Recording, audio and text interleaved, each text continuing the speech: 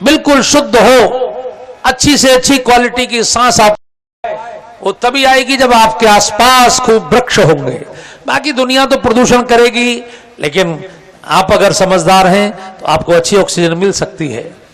दूसरे, जितने वृक्ष हम जीवन में प्रयोग करते हैं, मान लीजिए हमारी चौखट, हमारे दरवाजे, हमारी टेबल, हमारी कुर्सी, हमारे सोफे, हमारे तखत, और हमारी चिता में भी कितनी लकड़ी लगेगी, जरा सोचिए। तो जितने वृक्ष हम लोगों ने यूज किए, उससे ज्यादा वृक्ष तो हमें धरती को देके जाने चाहिए, नहीं तो धरती का कर्ज हमारे ऊपर हो जाएगा। तो इतने वृक्ष हम सबको लगाने चाहिए, ऐसा निवेदन आप सबसे। भगवान वृक्ष लगा रहे हैं। भगवान के वृक्षारोपण के कारण पंचवटी इतनी सुंदर हो गई कि भौरे गुंजाने लगे, फूल खिल गए, तितलियां उड़ने लगी, झरने चलने लगे, और सूर्पणखा वहां पिकनिक मनाने आ गई। जरा सावधान होकर बैठ जाइए, सूर्पणखा आ रही हैं, आप लोग सब सावधान हो जाइए। सूर्पणखा का मैं परिचय आपसे करा देता हूं। सूर्पणखा पता है कहां से आई है? बंबई से, सीधे मुंबई से आई है। मुंबई हमेशा देश की आर्थिक राजधानी रही है। उस समय भी देश की आर्थिक केंद्र वही था, और वहां पर ही सूर्पणखा का डेरा था, और सूर्पणखा की पूरा कैंटोनमेंट था, छावनी थी। 14,000 सैनिक सूर्पणखा के अंडर में वहां रहते थे, जिसमें 3 बड़े कमांडर वहां रहते थे, खरदूषण और त्रिशरा। तो वहीं से पूरे देश के व्यापार को कंट्रोल करना और यहां से पैसे को लंका ले जाना, क्योंकि सोने की लंका ऐसे थोड़ी बनती है। तो ये रावण का पूरा फाइनेंस पर भी पूरा नियंत्रण था। सूर्पणखा वहां से, नासिक वहां से पास ही है, मुंबई से 4-5 घंटे का रास्ता है, तो वहां पिकनिक मनाने आई है।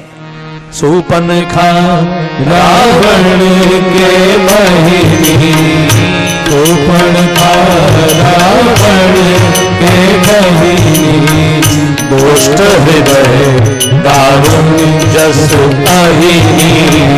सूर्पणखा रावण के बहिनी, दुष्ट हृदय दारुण जस पहिनी। पंचवटी सो गई एक बारा, पंचवटी सो गई एक बारा, देख बिकल भाई जुगल तुम्हारा, देख बिकल भाई जुगल तुम्हारा। सब पुरुष नमो नारी, तुम सब पुरुष नमो सब नारी। यह संयोग विधि रचा विचारी, तुम सब पुरुष नमो सब नारी। यह संयोग विधि रचा विचारी।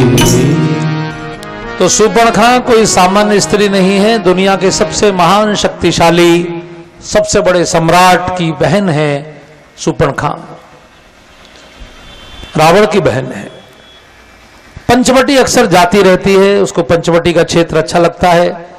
एक बार जब वो पंचवटी गई, एक बार तब लिखा जाता है जब वो कोई क्रिया बार बार होती है। तो उसने दोनों भाइयों को बैठे देखा तो दोनों पर मोहित हो गई।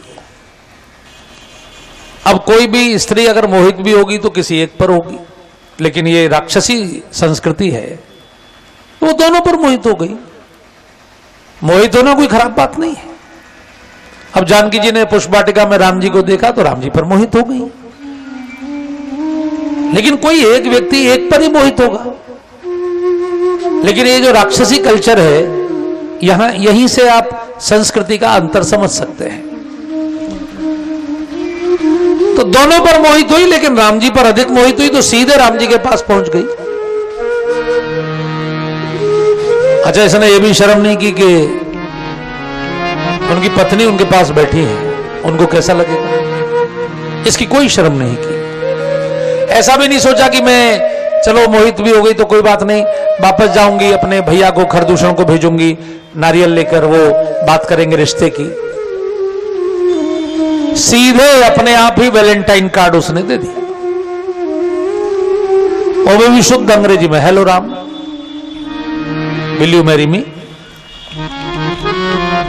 सीधे सीधे, मैं सुपर्णखा हूं, विश्व सुंदरी हूं, पूरी दुनिया की सौंदर्य प्रतियोगिता जीत कर आई हूं, अपने लिए पति खोज रही हूं, मुझे कोई मेरे योग्य मिल नहीं रहा है, हालांकि आप भी मेरे योग्य नहीं हैं, लेकिन मन को समझा लूंगी, मन माना कछ तुम्हें निहारी, कहीं ना कहीं तो समझौता करना ही पड़ता है। अब तक जितने मिले हैं उनमें आप सबसे श्रेष्ठ हैं, यानी आप बेस्ट नहीं है, अवेलेबल बेस्ट हैं, जितने उपलब्ध हैं उनमें आप बेस्ट हैं। इतना वर्णन करने के बाद भी भगवान राम ने एक बार भी उसकी ओर देखा नहीं। भगवान ने किसकी ओर देखा? सीता जी की ओर देखा, और सीता जी की ओर देखकर उससे बात की। सीतई चितई कही प्रभु बाता, अहे कुमार मोर लघु भ्राता। तो सीता जी की ओर देखने के दो अर्थ हैं। एक अर्थ तो यह मेरी पत्नी है, इसलिए मैं शादी की बात कैसे कर सकता हूं, और दूसरा अर्थ यह है कि आप अपने को दुनिया की सबसे बड़ी सुंदरी मान रही हैं, जरा इनको देखिए, इनको देखेंगी तो आपको अपनी सुंदरता का सारा अहंकार समाप्त हो जाएगा। तो भगवान ने कह दिया वो जो मेरा छोटा भाई बैठा है ना, वो कुमार है, वहां चली जाओ। अब आपको लग रहा होगा क्या भगवान झूठ बोल रहे हैं? लक्ष्मण जी तो विवाहित हैं, कुमार क्यों बोल रहे हैं? तो झूठ नहीं बोल रहे। क्षत्रियों में राजा का जो छोटा भाई होता है उसको कुमार साहब कहते हैं। आप किसी भी स्टेट में चले जाइए, जैसे दो भाई हैं, बड़ा भाई अगर राजा बनेगा तो छोटे भाई को कुमार साहब कहा जाएगा। तो भगवान युवराज है, इसलिए छोटे भाई लक्ष्मण है, उन्होंने कह दिया अहे कुमार, वो मेरा छोटा भाई है, कुमार साहब है। जो जिस भाषा में समझता है उसको उसी भाषा में समझाना। सुपर्णखा वहां पहुंच गई, उसने सोचा कुआरे हैं, और वहां जाकर भी उसने hello Lakshman will you marry me, वहां भी उसने वही सब बातें, मैं विश्व सुंदरी हूं, ऐसी हूं वैसी हूं। लक्ष्मण जी उस समय पहने पहने बाण घिस रहे थे। लक्ष्मण जी ने भी उसकी ओर देखा नहीं, लेकिन उसको सुंदरी कहकर संबोधित किया। लक्ष्मण जी ने कहा सुंदरी सुन, मैं उनकर दासा, तू जिनके पास से आई है ना, मैं उनका दास हूं, और तू रावण की बहन है, तो तू दास से तो शादी नहीं करेगी, तेरा एक प्रोटोकॉल है, तू तो महारानी ही बनेगी। क्योंकि जो पति होता है, पत्नी का जो डिजाइनिंग होता है वो पति के अनुसार होता है। मास्टर जी की पत्नी मास्टरनी, सेठ जी की पत्नी सेठानी, पंडित जी की पत्नी पंडितानी, राजा की पत्नी रानी। तो तू मेरी पत्नी बनेगी तो तुझे लोग कहेंगे दासी, चूंकि मैं दास हूं।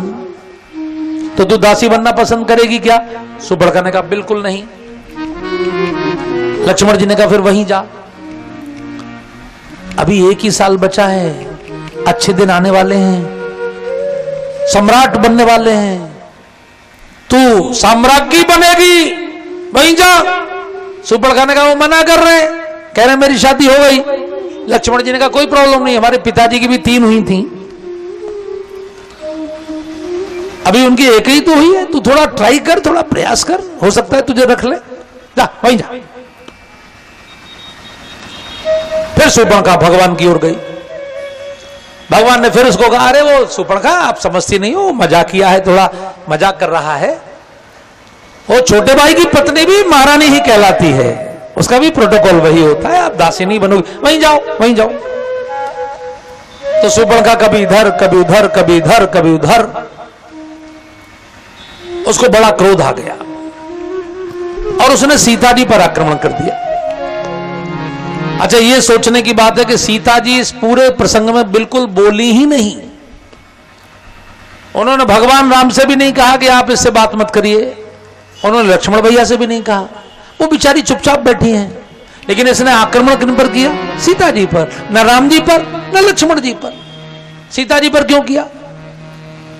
क्योंकि ये जानती है कि जीवन में अगर भक्ति है, जीवन में अगर संस्कृति है,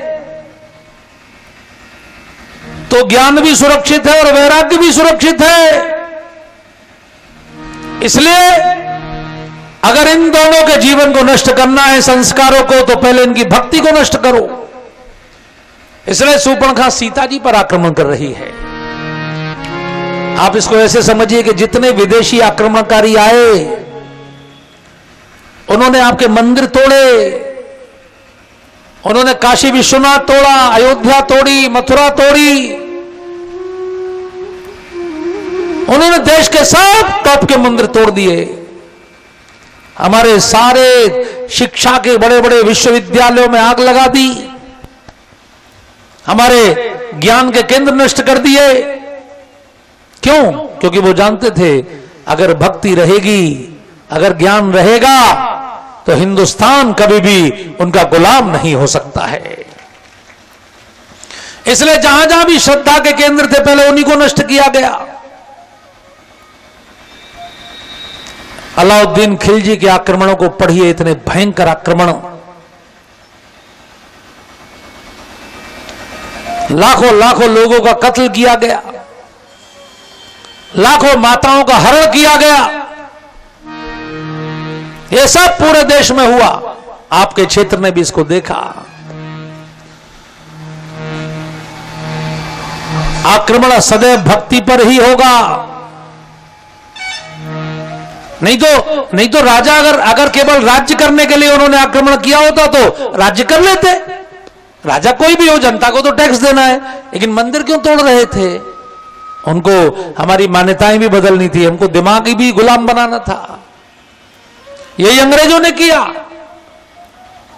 अंग्रेज तो और ज्यादा चालाक थे।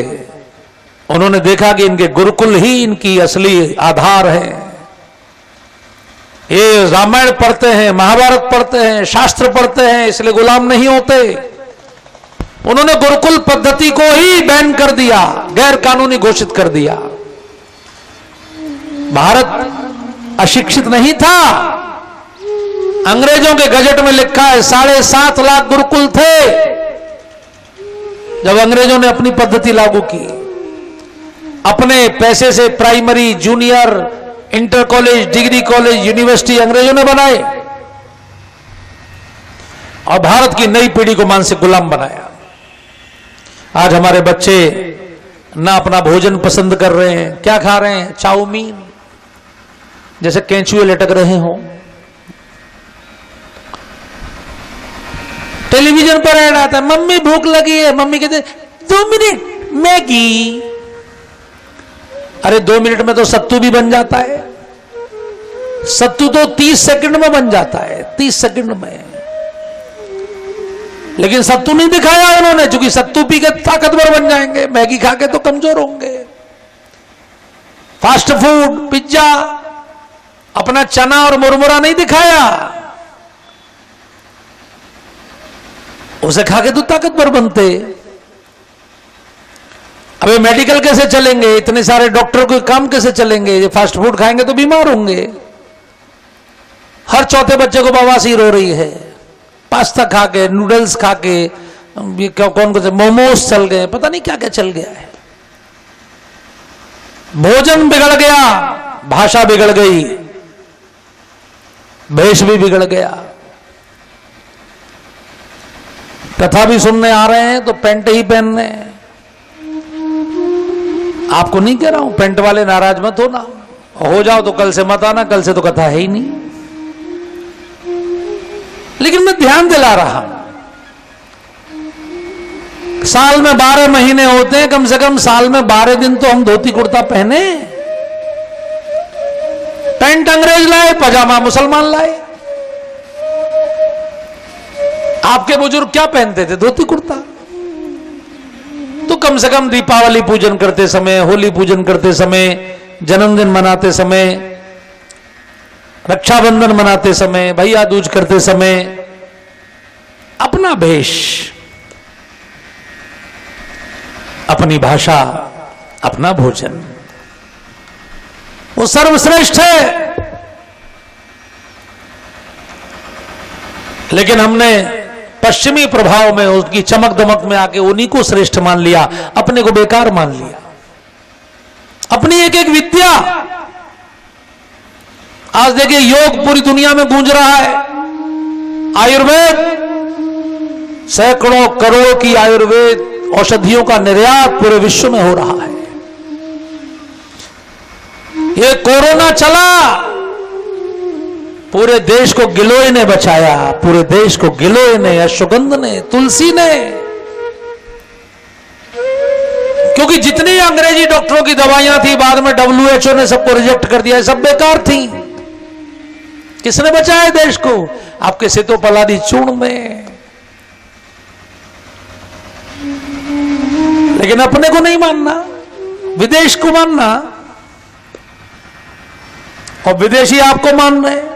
दुनिया का सबसे बड़ा फिल्म निर्माता स्टीफन स्पीलबर्ग प्रतिवर्ष वृंदावन आ रहा है। दुनिया की सबसे बड़ी हीरोइन जूलिया रॉबर्ट्स, हॉलीवुड की सुपरस्टार एक्ट्रेस, वो भगवान की भक्ति कर रही है। 3 पीढ़ियों से दुनिया का सबसे बड़ा रईस जो रहा फोर्ड, वो भगवान का भक्त है। ये एप्पल का मोबाइल जो आप यूज करते हैं, सबसे महंगा मोबाइल एप्पल का, जिसके पीछे कटा सेब बना रहता है।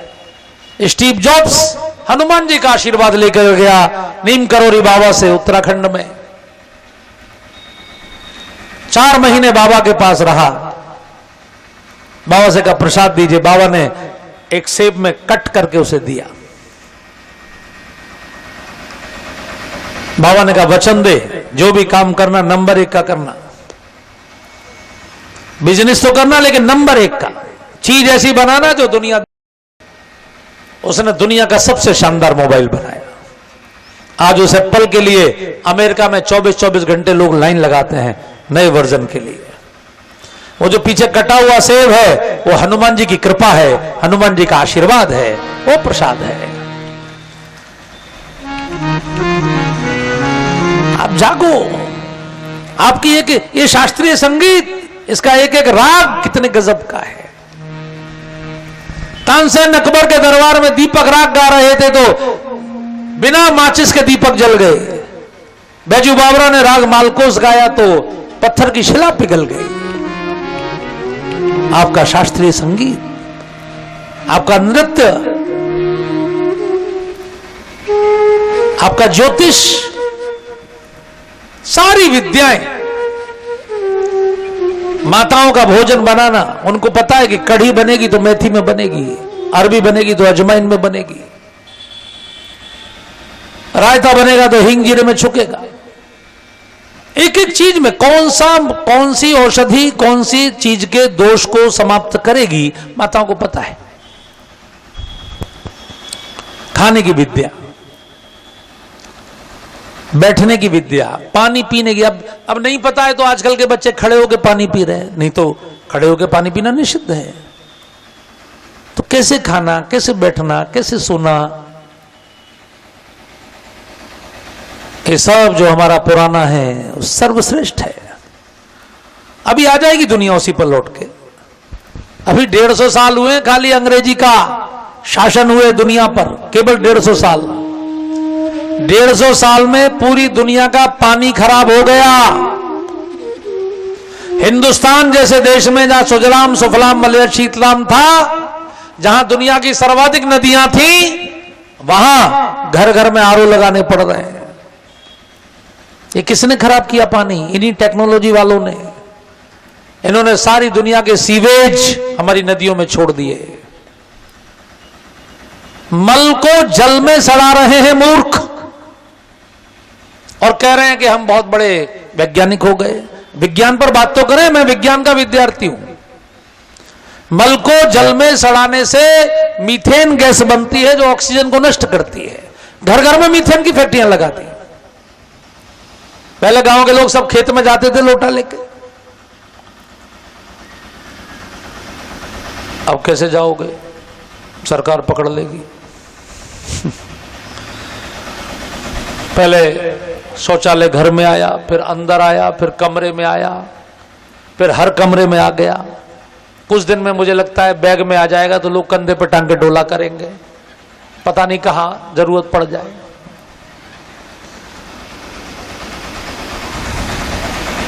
अरे इतना कह देते कि खुरपी लेके जाओ, जो सारा वो दृश्य खराब हुआ वो खुले में जो लोग ऐसे मूर्ख लोग हैं कि सड़क पर ही बैठ जाते हैं। कहते थे खेत में बैठो, खुरपी लेके जाओ, मिट्टी से ढक दो। एक प्रक्रिया आपको दिया प्रकृति ने, आपने प्रकृति को दिया, उसको जीवाणुओं ने खाया। उन जीवाणुओं को खाने के लिए मान लीजिए गाय ने गोबर किया, उस गोबर को किसने खाया? धरती में जो सूक्ष्म बैक्टीरिया हैं उन्होंने गोबर को मिट्टी में बदला। उन बैक्टीरियाओं को खाने के लिए जमीन में अंदर से केंचुए ऊपर आए, उन्होंने उस मिट्टी को खाया, फिर वो जमीन के अंदर गए तो जमीन में वो जो छेद हुए नीचे जाने से, ऊपर आने से केंचुओं के, उससे ऑक्सीजन अंदर तक गई, उससे भूमि की उर्वरा शक्ति बढ़ गई, भूमि पैदावार योग्य हो गई। ये नेचुरल प्रोसेस है। ये नहीं होगा तो भूमि पे फिर आप यूरिया पटकोगे, वो तो और जहर खाओगे। कभी आप सुनो, आपके सबके पास मोबाइल है, यूट्यूब पर बोलो Acharya Devvrat on natural farming. अपने जो गुजरात के राज्यपाल हैं आचार्य देवव्रत, नेचुरल फार्मिंग पर बहुत सुंदर उनका भाषण है, 20 मिनट का कुल। आप सुनोगे तो आनंद हो जाओ। हमारे किसान जागरूक हो, एक एक विद्या।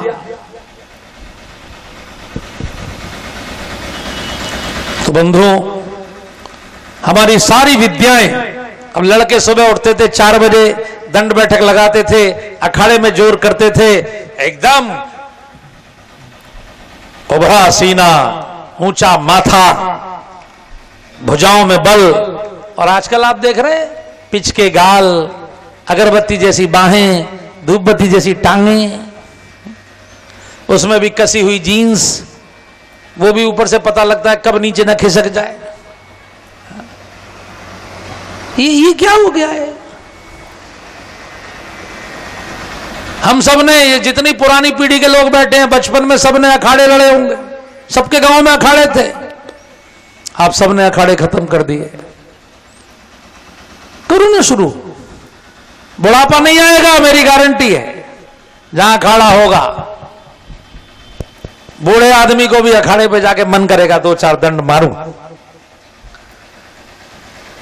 कहो पाणे जी, हाँ करो शुरू। ये आपके जो हनुमान जी है ना पीछे, बहुत सिद्ध हैं। वो हनुमान जी तो कथा सुनने के लिए यहां कराते हैं कथा। ये तो इस बार कथा की योजना उधर थी, लेकिन हनुमान जी ने कहा नहीं इधर ही सुननी है, इसलिए इधर ही खींच लिया, यहीं करा ली। वो बहुत सिद्ध हनुमान जी हैं, लेकिन खाली हनुमान जी का मंदिर बनाने से प्रसन्न नहीं होंगे। वो तब प्रसन्न होंगे जब वहां अखाड़ा चले, आपके गांव के लड़के वहां अभ्यास करें, हमारी बेटियां भी तेजस्वी हों।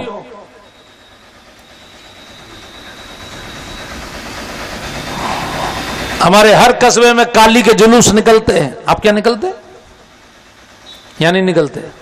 उधर पश्चिमी उत्तर प्रदेश में हर कस्बे में रामनवमी के अवसर पर, अष्टमी नवमी, कई बार तो 9 दिन काली खेलती है।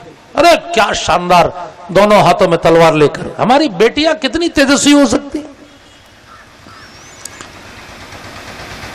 7 वर्ष पहले अंग्रेजों की सेना ने पूरे विश्व का सर्वे किया कि अंग्रेजों से लड़ने वाले दुनिया के सर्वश्रेष्ठ योद्धा कौन थे। क्योंकि अंग्रेजों से तो पूरी दुनिया में लोग लड़े, तो पूरी दुनिया में से अंग्रेजों के दुश्मन 20 लोगों का नाम छांटा गया। उन 20 में जब सर्वश्रेष्ठ छांटने के लिए वोटिंग की गई तो भारत की महारानी लक्ष्मीबाई नंबर 1 पर थी।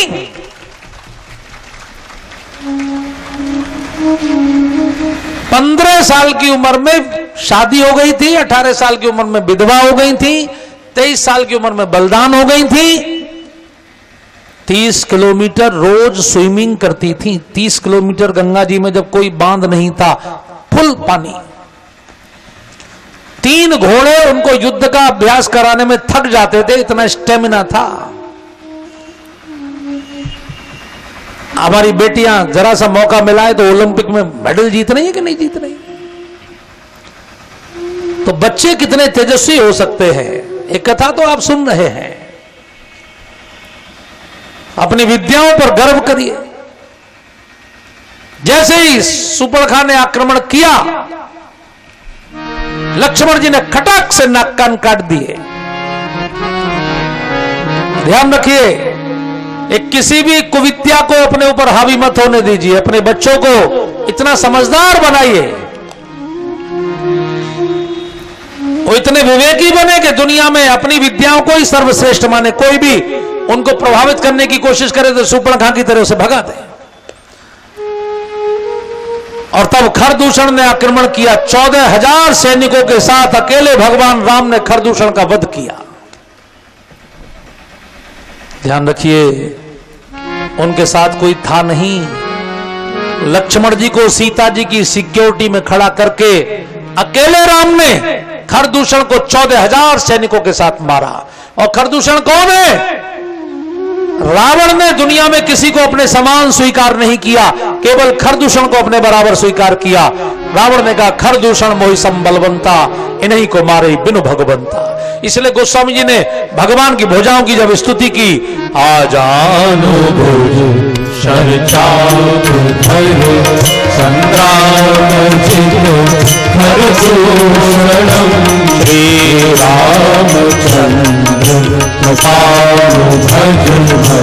करण भव भयदारुणम आजानु भुज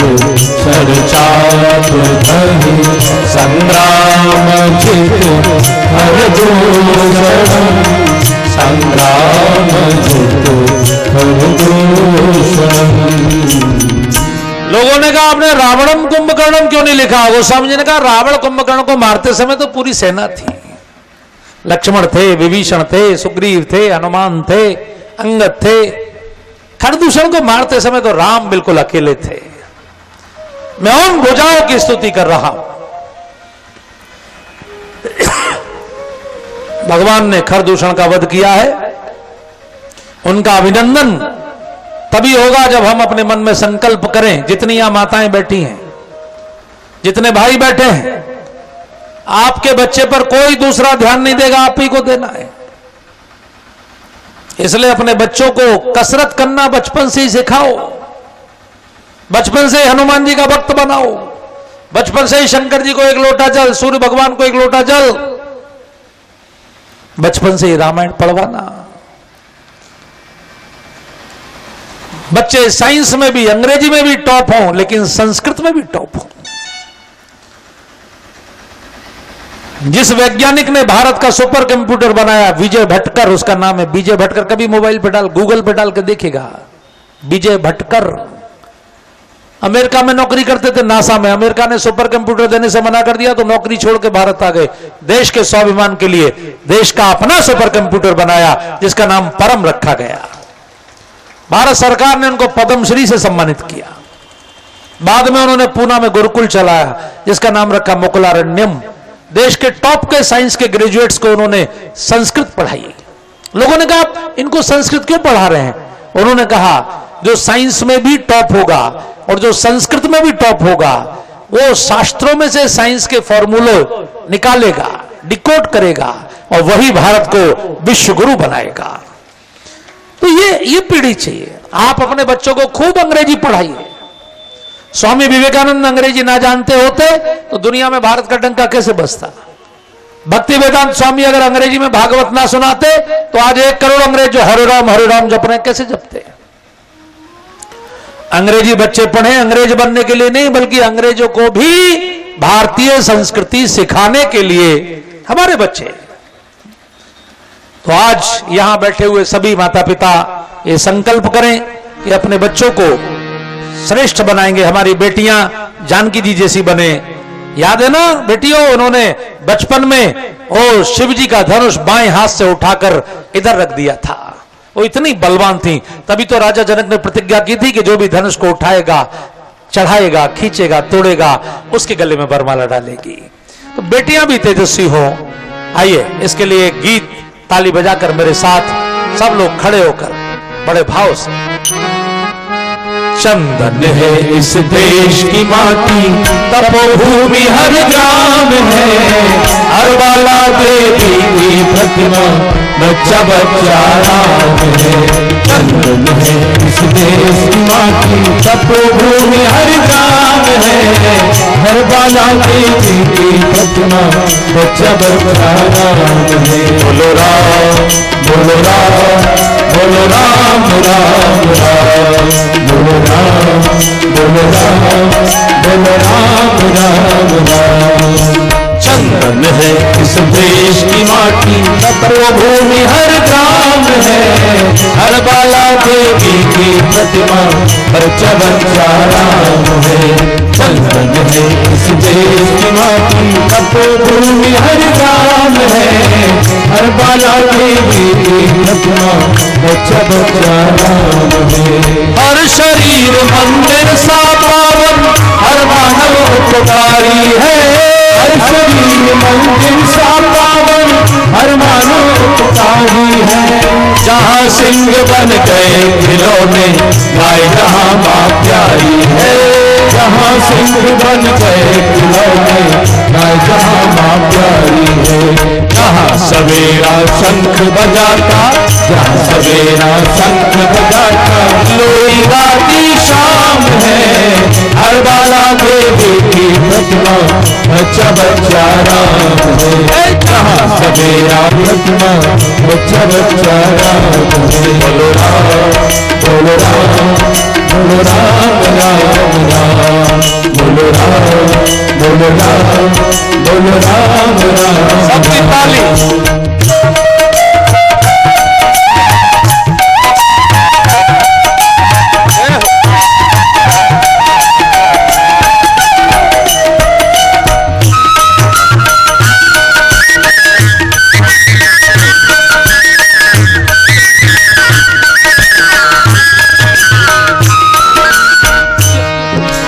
ध्यान रखना अपना शरीर मंदिर जैसा पावन हो।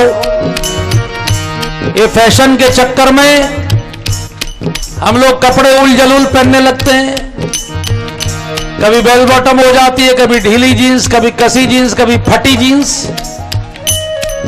पहले फटे कपड़े पहनना बहुत अशुभ मानते थे, अब पैसे दे दे के कपड़े फटवा रहे हैं।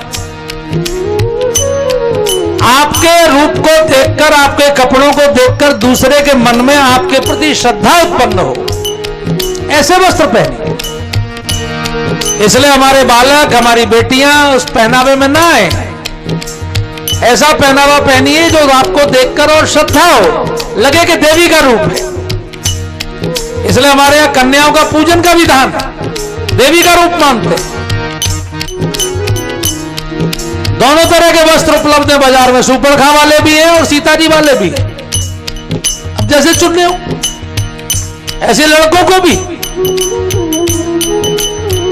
ये मत देखो कि जीन्स कैसी है, ये देखो कि भुजाएं कैसी बनी हैं। भुजाएं स्टील की हो, चेहरे पर लाली हो। नहीं तो मैं देख रहा हूं ड्रेसिंग टेबल पर क्रीम बढ़ती जा रही है, पाउडर बढ़ते जा रहे हैं, बाथरूम में शीशियां बढ़ती जा रही हैं, और रसोई में ना बादाम दिखाई पड़ रहे, ना छुआरे दिखाई पड़ रहे, ना और अच्छी चीजें। रसोई के सामान बढ़ने चाहिए। ये बाथरूमों के सामान से, एक क्रीम लगाने से चेहरे पर तेज नहीं आता। आपकी भावना अच्छी होगी, अच्छा व्यायाम करेंगे तो चेहरा लाल होगा, और लाल जब होगा तो गुदड़ी में भी लाल दिखाई पड़ता है। फिर कपड़े कैसे भी पहन लेना, अलग पर्सनालिटी चमकती है।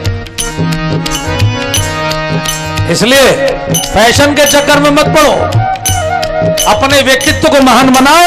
आगे चल के स्वयं आप सबके आदर्श बनोगे। जहां कर्म से भाग्य बदलते श्रम निष्ठा कल्याणी है। जहां कर्म से भाग्य बदलते श्रम निष्ठा कल्याणी है। त्याग और तप की गाथाएं आदि कवि की वाणी है। त्याग और तप की गाथाएं आदि कवि की वाणी है। ज्ञान यहाँ का गंगा जलसा, ज्ञान यहाँ का गंगा जलसा निर्मल है अविराम है। हर बाला देवी की प्रतिमा बच्चा बच्चा राम है। ज्ञान यहाँ का गंगा जलसा निर्मल है अविराम है। हर बाला देवी की प्रतिमा बच्चा बच्चा राम है। बोलो राम बोलो राम बोलो राम राम राम। बोलो राम बोलो राम बोलो राम राम राम। चंदन है इस देश की माटी, तपोभूमि हर ग्राम है, हर वाला देवी की प्रतिमा, बच्चा बच्चा राम है। चंदन है इस देश की माटी, तपोभूमि हर ग्राम है, हर वाला देवी की प्रतिमा, बच्चा बच्चा राम है।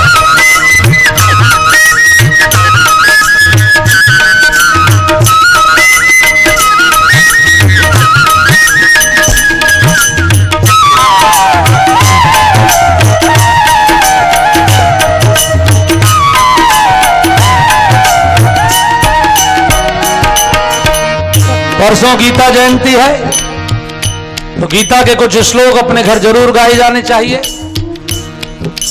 यहाँ के सैनिक समर भूमि में गाया करते गीता है, यहाँ के सैनिक समर भूमि में गाया करते गीता है, यहाँ खेत में हल्के नीचे खेला करती सीता है, यहाँ खेत में हल्के नीचे खेला करती सीता है। जीवन है आदर्श यहाँ का, जीवन है आदर्श यहाँ का, परमेश्वर का धाम है, हर वाला देवी की प्रतिमा, बच्चा बच्चा राम है। जीवन है आदर्श यहाँ का, परमेश्वर का धाम है, हर वाला देवी की प्रतिमा, बच्चा बच्चा राम है। चंदन है इस देश की माटी, तपोभूमि हर ग्राम है, हर वाला देवी की प्रतिमा है, हर वाला देवी की प्रतिमा, बच्चा बच्चा राम है।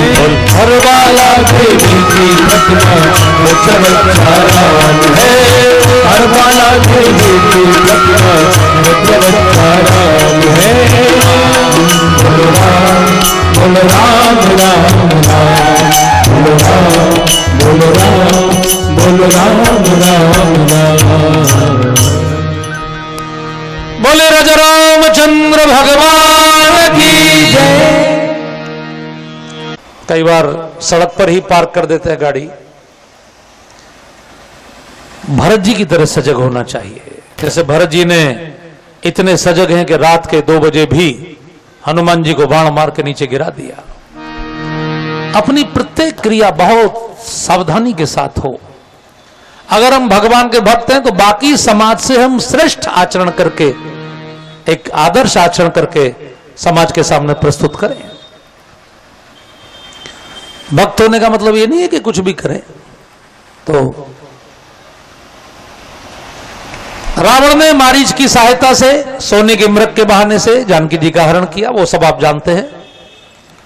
भगवान ने एक संदेश दिया कि भक्ति भी अगर भगवान से ध्यान हटाकर सोने में ध्यान लगाएगी तो भक्ति को भी रोना पड़ेगा, और भगवान भी अगर माया के पीछे बहुत दौड़ेंगे तो भगवान को भी रोना पड़ेगा। इसलिए चीजों में बैलेंस चाहिए। बहुत फाय फाय मत करिए। अपनी भक्ति पर भी ध्यान रखिए, अपने स्वास्थ्य पर भी ध्यान रखिए, अपने कारोबार पर भी ध्यान रखिए। सब चीजों में बैलेंस बना के चलिए।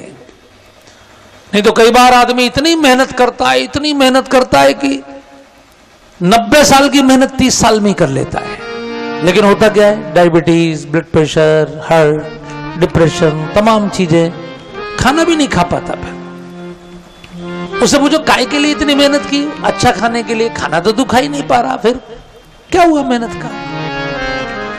तो केवल रुपए पैसे को ही धन मान लेना। अरे सबसे बड़ा धन तो आपका शरीर है। पहला धन निरोगी काया। आपके बच्चों के संस्कार भी आपका धन है। समय निकाल कर यदि आप बच्चों को तीर्थों में नहीं ले जाएंगे, कथाओं में नहीं ले जाएंगे, संत जनों के पास नहीं ले जाएंगे, फिर बाद में बच्चे बिगड़ जाएंगे, फिर कहेंगे सुनता नहीं है, तो उसमें उसका दोष थोड़ा ही है। आपने कुछ किया ही नहीं। उसके संस्कार के लिए आपने क्या किया? तो हर चीज में बैलेंस बना के चलिए। इसलिए भगवान बैलेंस बना के चलते हैं, अति पे नहीं जाते। गीधराज जटायु अपना बलिदान किए और भगवान ने जटायु को गोदी में बिठा के आंखों से आंसुओं की धार बहाई। रामायण में जटायु को परम बड़भागी कहा गया। हरिपुर गय परम बड़भागी, हरिपुर गय परम बड़भागी, राम काज कारण तन त्यागी, राम काज आइए कारण तन त्यागी। कल से कोई नहीं कहेगा कि गाइए, ये चौपाइयां गाइए। एक पंडित जी थे, वो यहां के नहीं थे, हमारी साइड के थे, मथुरा साइड के। मैंने देखा ना कई लोग इसलिए नहीं गाते कि उनके मुंह में मान लो कुछ भरा है तो कैसे गाएं। इधर कुछ ज्यादा फैशन है उसका। काशी जाएंगे तो और ज्यादा। एक काशी में मैं गया तो मैंने एक सज्जन से पूछा, बाबा विश्वनाथ मंदिर की गली किधर है? तो उनको वाह वाह वाह, वो शब्द तो समझ में नहीं आए कि वो बेचारे। अच्छा, उनकी मजबूरी, उनके मुंह में बड़ा रस। मैंने उनको प्रणाम किया, तू प्यार का सागर है। तो एक पंडित जी ऐसे जब कथा बोलते थे तो उनको तंबाकू की आदत थी। पुराने जमाने में गुटखा तो था नहीं, घिसना पड़ता था तंबाकू। उसमें एक कहावत भी है कि कितनी कितनी चुटकी कितनी ताल, ऐसे है। अच्छा, भाई साहब ने कभी खाया नहीं है लेकिन कहावत याद है कि 67 चुटकी, अच्छा 70 थपकी 72 ताल, ऐसे करके कुछ है। अब पंडित जी अपनी चौकी के नीचे रखते थे तो कथा भी कहते जाए और अपना घिसते भी जाए। नीचे अपना घिसे और उसके बाद जब ताल देनी हो तो लोगों से कहे, चलो भाई कीर्तन करो, श्री राम जय राम जय जय राम, श्री राम जय राम जय जय राम। तो पूरा करके और मुंह में कैसे, अरे भाई मुंह खोल के गाइए, ऐसे उठाएं, अरे जीभ का सदुपयोग करिए। अच्छा, जिसके मुंह में रख जाता है उसके मुंह में लार बहुत आती है, थूक बहुत आता है। अब आपको तो, आप तो आनंद ले रहे, पंडित जी को तो बोलना होता है। अब पुराने जमाने में माइक तो होते नहीं थे तो श्रोता इतनी दूर नहीं बैठते थे, बिल्कुल पास में बैठते थे ऐसे चौकी के चारों तरफ। तो पंडित जी जिधर मुंह करके प्रवचन करें उधर ही थूक के फब्बारे छूटे, सबके ऊपर थूक ही थूक, थूक ही थूक। बड़े श्रद्धालु लोग थे, कोई कुछ कहता नहीं था। लेकिन एक सज्जन ने अगले दिन एक पर्ची रखी मानस पर, पंडित जी के आने से पहले पर्ची में लिखा था, आपके मुंह से थूक बहुत निकलता है, हमारे ऊपर गिरता है कोई बात नहीं, लेकिन पोथी तो भगवान का रूप है, पोथी पर थूक गिरता है अच्छा नहीं है। पंडित जी ने एकदम ललका, किसने लिखी है पर्ची? मूर्खों, ब्राह्मण के मुंह से थूक दिखाई पड़ता है? अरे ब्राह्मण के मुख से तो साक्षात गंगा जी प्रकट होती है। भक्तों ने हाथ जोड़े, ताली बजा दी।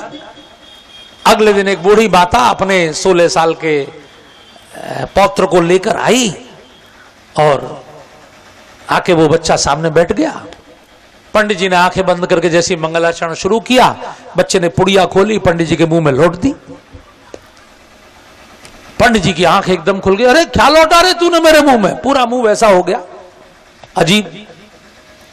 वो बुढ़िया खड़ी हो गई, महाराज महाराज गुस्सा मत होइए, आपके मुंह में तो गंगा जी हैं। तो गंगा जी हैं, लेकिन मेरे मुंह में क्या डाला? बोले पिछले साल हमारे पतिदेव गुजर गए थे महाराज, गंगा जी तो हमारे यहां से 1000 किलोमीटर हैं, तो उनकी चिता की राख गंगा जी नहीं जा पाई थी। तो आपने जब कहा कि मुंह में गंगा जी हैं तो मैंने अपने बच्चे को कहा कि बेटा थोड़ी सी राख यहां भी सिरा दो, नाराज मत होइए। तो देखो भैया, जिनके मुंह में गंगा जी हैं वो भले ही ना गाएं, लेकिन बाकी लोग तो गाएं, तो जटायु को आपकी श्रद्धांजलि हो जाएगी। जरा सब लोग, परम बड़भागी रामायण में केवल जटायु को कहा गया है। क्यों? क्योंकि उसने राम के काम के लिए, जानकी जी की रक्षा के लिए प्राणों की आहुति दी है। हरिपुर गय परम बड़भागी, हरिपुर गय परम बड़भागी, राम काज कारण तन त्यागी, काहन तन त्यागी, जल भर नयन कहरी रघुराई, जल भर नयन कहरी रघुराई, तात करम निज ते गति पाई, तात करम निज ते गति पाई। इस चौपाई को दोबारा गाइए एक बार, आधी चौपाई केवल, आप सबको दोहरानी है। तात करम निज ते गति पाई,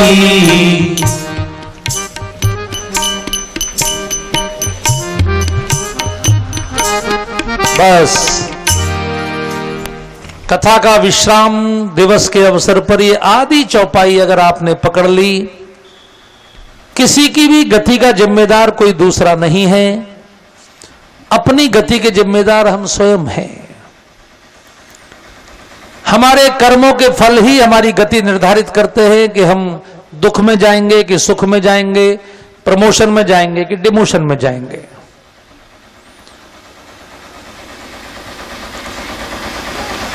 आपका धन, आपका मन, आपका तन, तीन चीजें आपके पास हैं, कहां इन्वेस्ट होता है जरा ध्यान दीजिए। धन की भी तीन गति है, या तो भोग है, या तो नाश है, या तो उसका सदुपयोग है। अच्छे कर्मों में आपका समय लग जाए, अच्छे कर्मों में आपका धन लग जाए। जैसे श्री राम कथा समिति ने आयोजन किया, एक सत्कर्म किया, इससे हजारों लोगों को प्रेरणा मिली, इसमें जिनका लगा वो सफल हो गया। ये दुनिया का सबसे बड़ा सत्कर्म है। कलयुग में इसी साधन के द्वारा परीक्षित का मोक्ष हुआ था, और कोई साधन नहीं है। ऐ कलिकाल न साधन दूजा। तो आप देखिए आपका शरीर कहां जा रहा है, आपका टाइम काय में वेस्ट हो रहा है, केवल टीवी देखने में, केवल मोबाइल देखने में, या केवल फालतू की गपशप करने में, ताश खेलने में, या सत्कर्म में। समय को वेस्ट मत करिए। जितने भी बुजुर्ग लोग हैं, बहन अभी बैठ जाओ, बहन अभी बैठ जाओ, कथा सुन लो, अभी कथा सुन लो। हाँ। जितने भी बुजुर्ग लोग हैं, आप खूब भगवान का भजन करिए, अपने गांव को तीर्थ बनाइए, अपने सरोवर को, गौ सेवा में आपकी ऊर्जा लगे, क्योंकि बुजुर्गों के किए हुए पुण्यों से उनके बच्चों का ही भाग्य बढ़ता है। बाढ़ई पूत पिता के धर्म। भगवान ने जटायु को कहा, चाचा जी स्वस्थ कर दूं? उसने कहा, नहीं राघव, ऐसी मृत्यु नहीं मिलेगी। आपके पिताजी के 4 पुत्र होते हुए भी अंतिम समय उनके मुख में पानी डालने वाला कोई पुत्र नहीं था। मेरा भाग्य देखिए, मैंने आपके पिताजी से वचन मांगा था कि एक पुत्र अंतिम समय भेज दीजिएगा, 2 पुत्रों की गोदी में अपने प्राण छोड़ रहा हूं। कितना भाग्यशाली। विमान लेने आया भगवान का, जटायु चतुर्भुज रूप धारण करके भगवान के धाम गया। भगवान ने कहा, इसमें मेरा कोई एहसान नहीं है, आपने अपने कर्मों के बल से अपनी गति प्राप्त की है। जटायु राजा थे तपोवन के, और उन्होंने तब भी किया, और साथ में एक अबला की रक्षा के लिए प्राणों की आहुति भी दी। भगवान उन्हें चाचा जी कहा करते थे। जब से पंचवटी आए थे तभी से उनसे मित्रता हो गई थी। गीधराज से भेंट भई, बहुविधि प्रीत बढ़ाई। ये हम लोग जो इनको गीध पक्षी मानते हैं, या हम लोग अगर इनको बानर या भालू मानते हैं, तो ये इनके गोत्र हैं। मतलब ये हमारी तरह मनुष्य ही हैं। मैं जाता हूं उन क्षेत्रों में कथा करने, बस्तर में जहां गीदम है, जहां के राजा जटायु थे। आज भी वहां गीदम नदी बहती है, गीदम नाम का शहर है। शबरी नाम की नदी भी वहीं बहती है। वहां एक वनवासी जाति का गोत्र बानर है, एक जाति का गोत्र भालू है, वो सब आदिवासियों के गोत्र है। तो ये जटायु को परम गति प्रदान की। भगवान ने कहा, वहां राजा दशरथ मिलेंगे आपको ऊपर, उनको ये मत बताना कि बहू का हरण हो गया है, उनको दुख होगा। अगर मैं राम हूं तो पूरे खानदान सहित रावण आकर स्वयं बताएगा। जटायु ने कहा मेरी भी 13वीं मत करना राम, मेरी 13वीं लंका के मैदान में होगी। दुनिया के समस्त मांसाहारी पशु पक्षियों का अखंड भंडारा लंका के मैदान में करना। और यहां से भगवान शबरी के आश्रम आए हैं। ताहि देई गति राम उदारा, शबरी के आश्रम पधारा। आप शबरी को तो जानते ही हैं, आप सभी जानते हैं। भारत की एक महान नारी जो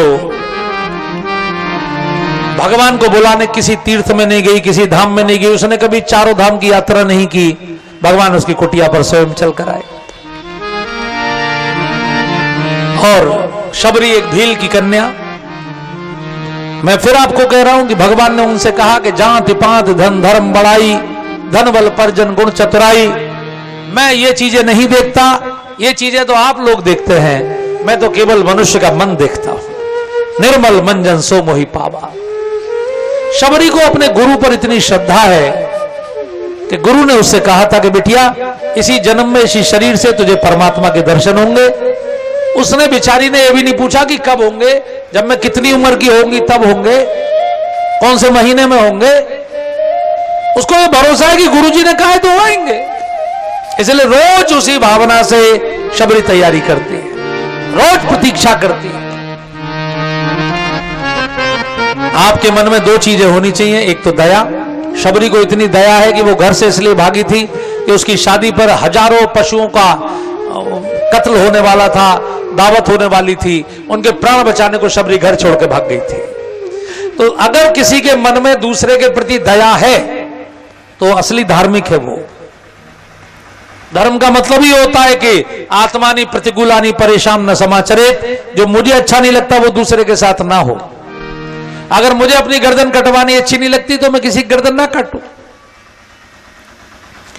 तो शबरी के मन में बहुत करुणा है और दूसरे शबरी के मन में गुरु के प्रति बहुत श्रद्धा, बहुत भरोसा है। भगवान उन्हीं को मिलते हैं जिनको भरोसा होता है।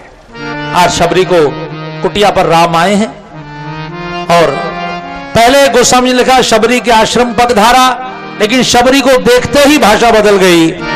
उन्होंने लिखा शबरी देख राम ग्रह आए, मुनि के बचन समुझ जिय भाए।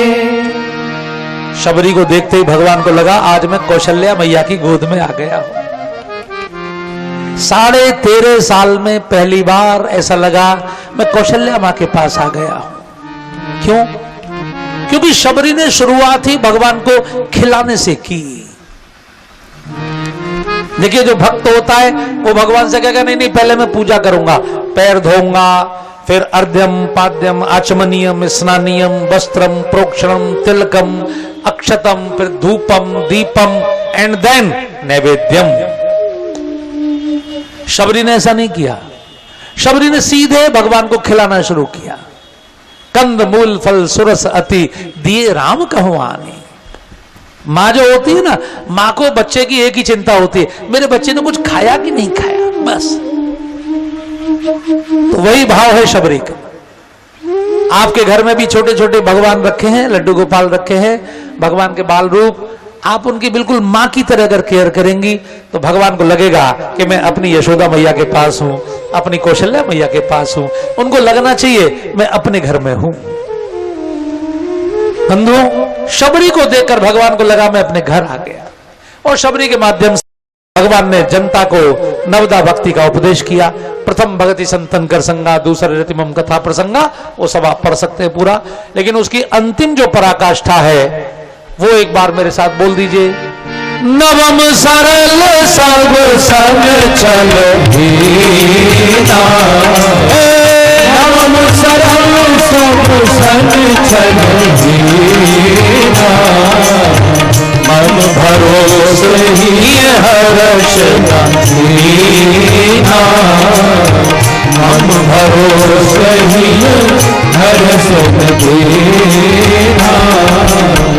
श्याम गौर सुंदर तो भाई, श्याम गौर सुंदर तो भाई, शबरी परी चरण लपटाई, शबरी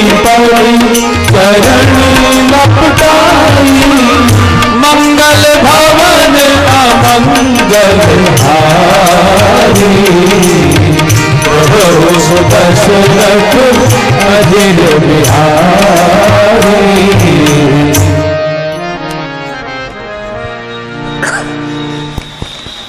अगर आपका मन सरल है, अगर किसी के साथ आप छल नहीं करते, छल वो करता है जिसे भगवान पे भरोसा नहीं करता होता।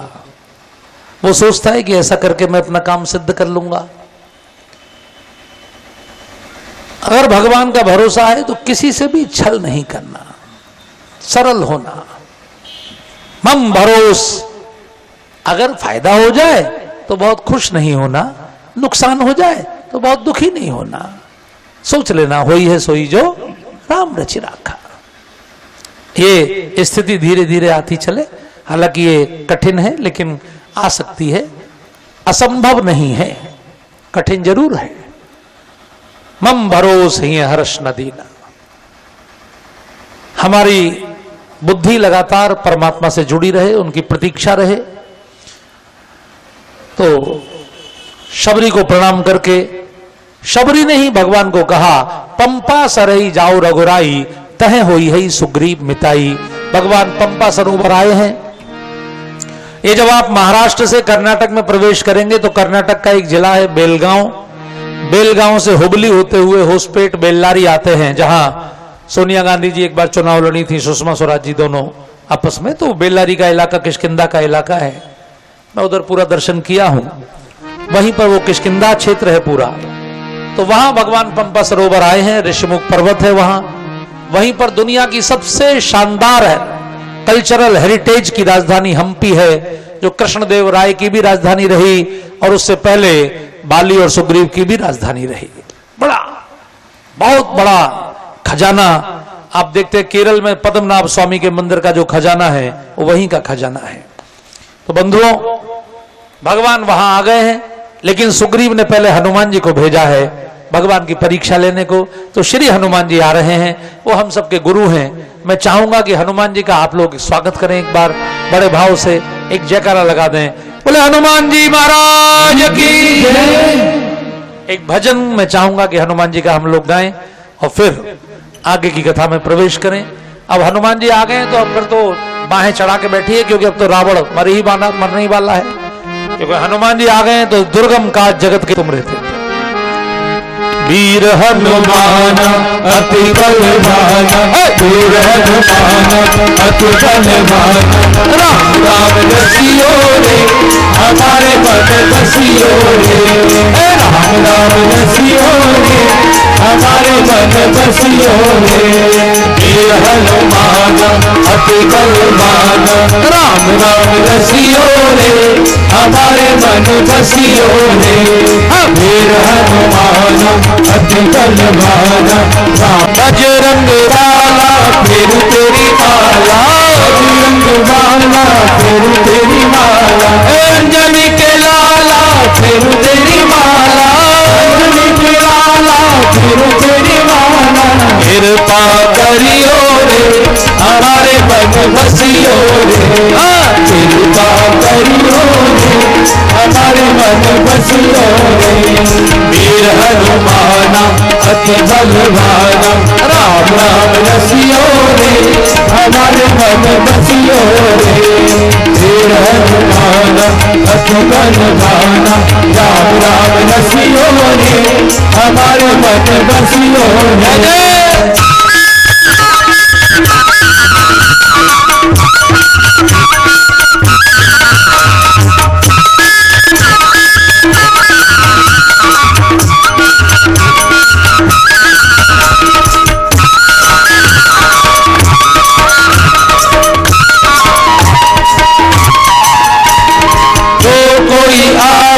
अर्जी लगावे, कोई आवे अर्जी लगावे, जो कोई आवे अर्जी लगावे, जो कोई आवे अर्जी लगावे।